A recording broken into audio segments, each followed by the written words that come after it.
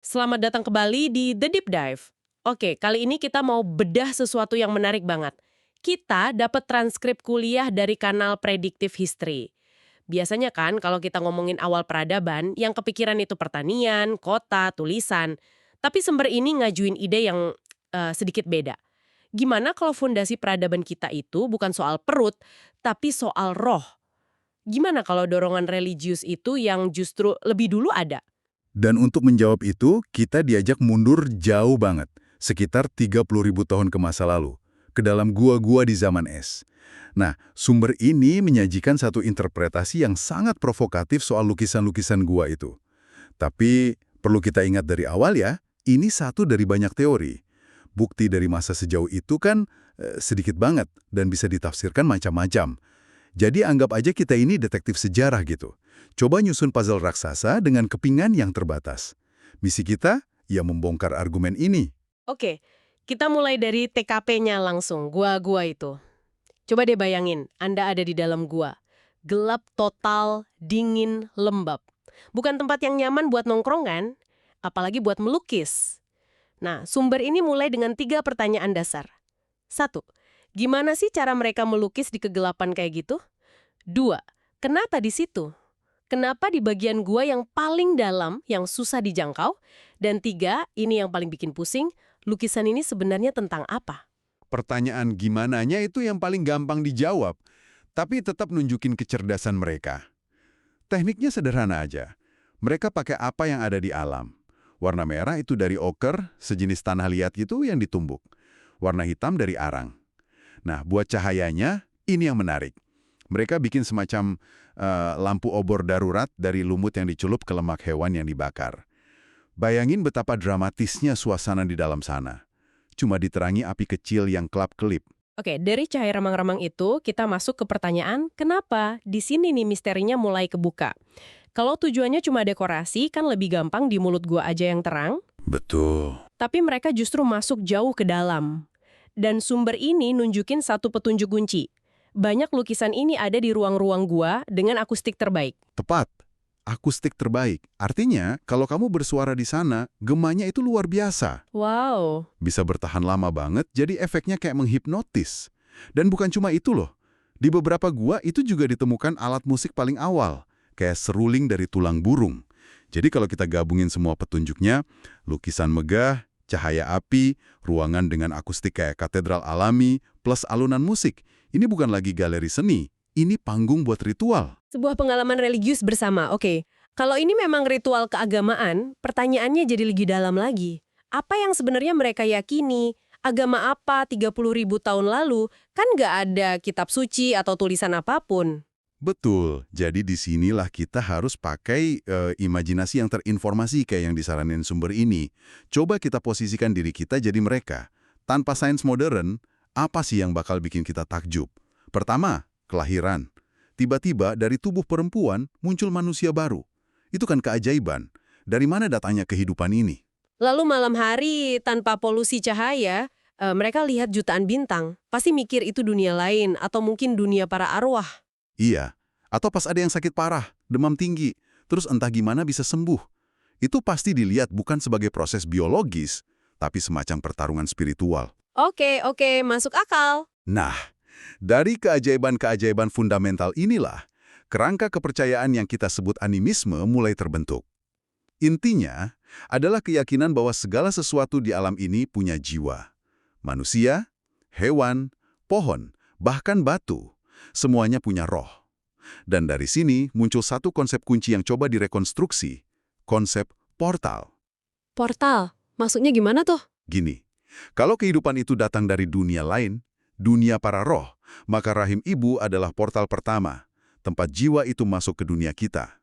Nah, sekarang lihat bentuk gua, sebuah lubang gelap di tanah yang mengarah ke dalam. Sangat mirip rahim, kan? Jadi mereka mungkin percaya gua itu rahim dari ibu pertiwi. Portal alami tempat jiwa-jiwa hewan berasal. Tunggu. Jadi gua itu semacam rahim raksasa buat alam. Dan ini menciptakan simetri yang indah. Kelahiran itu portal masuk jiwa manusia, gua itu portal masuk jiwa hewan. Lalu kematian dikubur di tanah, Itu jadi portal buat jiwa kembali ke asalnya. Wow, logikanya jadi nyambung. Dan kalau kita pakai logika portal ini, lukisan hewan di dalam goa jadi punya makna yang fungsional banget. Manusia zaman es kan pemburu. Untuk hidup, mereka harus membunuh. Dalam sistem kepercayaan animisme, tindakan itu bisa mengganggu keseimbangan alam. Jadi ritual di dalam goa itu, tindakan timbal baliknya. Mereka melukis hewan itu di dinding rahim alam, diiringi musik dan doa, untuk memanggil kembali jiwa hewan yang telah mereka buru. Si tubuhmu buat makanan kami, sekarang kami bantu jiwamu pulang biar bisa lahir lagi. Ini bukan hubungan atasan-bawahan, tapi hubungan yang setara, harmoni. Persis. Dalam pandangan dunia ini, nggak ada hierarki. Manusia bukan penguasa alam. Mereka cuma salah satu bagian dari siklus besar. Selama setiap tindakan mengambil diimbangi dengan tindakan memberi kembali lewat ritual, keseimbangan kosmik tetap terjaga. Ini sistem etika yang canggih banget loh. Oke, teorinya keren, logis, dan indah. Tapi, ini kan semua interpretasi dari lukisan ya. Ada nggak bukti fisik lain, bukti arkeologis, yang bisa mendukung gagasan masyarakat yang kayak gini? Ada. Dan ini bagian yang menurut saya paling kuat dari argumen sumber ini. Salah satunya itu penemuan kerangka seorang pria dari masa itu yang punya kondisi dwarfism atau kekerdilan. Dia dikubur dengan tata cara yang sama terhormatnya dengan yang lain. Tapi yang lebih mengejutkan itu hasil analisis kimianya. Kenapa? Ada apa dengan analisisnya? Analisis itu nunjukin kalau sepanjang hidupnya, dia makan makanan yang kualitasnya sama baiknya dengan anggota kelompok yang lain. Nah, coba kita pikirkan. Di zaman yang kita bayangin super keras, survival of the fittest, orang ini secara fisik kan jelas nggak bisa seefektif yang lain buat berburu. Dia bisa dengan mudah dianggap beban. Tapi ternyata enggak. Dia justru dirawat baik-baik. Ini benar-benar membalikan asumsi kita soal masyarakat primitif kan? Benar sekali. Ini nunjukin sistem nilai yang beda banget. Teori yang diajuin sumber ini adalah orang-orang yang berbeda secara fisik itu nggak dianggap lebih rendah. Malah sebaliknya, mereka dianggap istimewa. Mungkin mereka dipercaya punya hubungan lebih dekat dengan dunia roh. Mereka para syaman. Wow, jadi kelemahan fisiknya justru jadi sumber kekuatan spiritualnya. Itu mengubah segalanya. Lalu gimana dengan simbol-simbol aneh yang sering kita lihat di samping gambar bison atau kuda itu?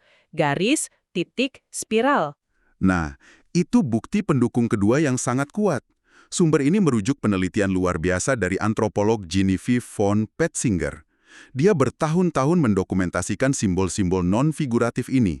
Hasilnya mencengangkan. Ada 32 simbol geometris yang sama yang muncul berulang kali di ratusan gua di seluruh Eropa selama rentang waktu 30.000 tahun. Simbol yang sama terus dipakai. Tuh, simbol yang sama di tempat-tempat yang terpisah ribuan kilometer dan ribuan tahun. Itu nggak mungkin kebetulan. Berarti ini semacam kode kan? Apa artinya? Nah, sumber ini ngasih 3 kemungkinan interpretasi yang bikin merinding. Pertama, dan yang paling sederhana, ini adalah bentuk tulisan paling awal, proto-tulisan. Bukan alfabet, tapi bahasa simbol yang dipahami secara universal. Mungkin simbol buat banyak hewan atau sumber air. Gila. 30.000 tahun lalu orang udah saling kirim email simbolis.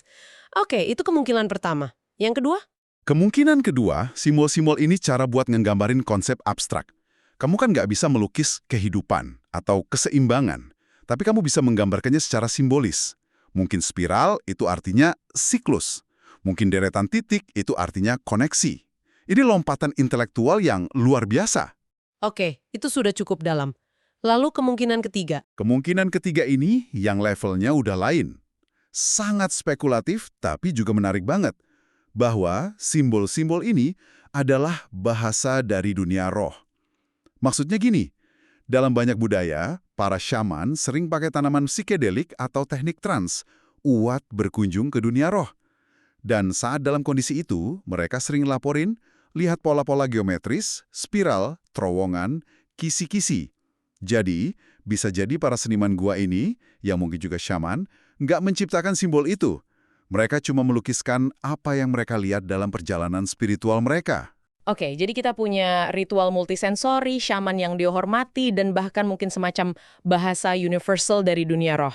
Kalau kita gabungin semua ini, apa artinya buat ide masyarakat itu sendiri? Ini kan bukan lagi sekedar sekelompok orang yang berburu bareng. Persis. Dan disinilah sumber kita nyambungin semua ini ke dua pemikir modern. Pertama, Immanuel Kant. Sederhananya, Kant bilang kalau pikiran kita itu bukan cuma kamera pasif yang merekam dunia. Pikiran kita itu proyektor aktif yang ikut membentuk realitas yang kita alami.